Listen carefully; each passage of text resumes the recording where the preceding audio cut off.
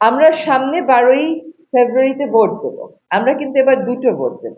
একটা ভোট হচ্ছে আমি কোন প্রার্থীকে আমার সংসদ সদস্য হিসেবে দেখতে চাই। সেখানে আপনারা আপনাদের বিবেক বুদ্ধি কাজে লাগিয়ে এমন ভাবেই ভোট দেবেন যাতে আর পস্তাতে না হয়। আমরাই ভোট দিই, আমরাই আবার বলি নেতারা ভালো না। এটা হইতে পারবে না। আমরা ভালো নেতা দেখে যেন ভোট দিই। প্রথম নির্বাচনটা সম্পর্কে, সাধারণ নির্বাচন সম্পর্কে আমাদের এটাই থাকবে আপনাদের কাছে আবেদন।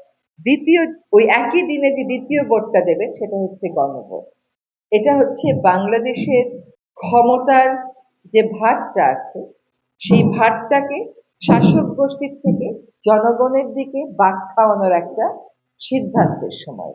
এই গণভোটে অবশ্যই সকলে অংশ নেবেন এবং যদি সত্যি সংস্কার চান তাহলে উত্তরটা আমাদেরকে হ্যাঁ বলতে হবে।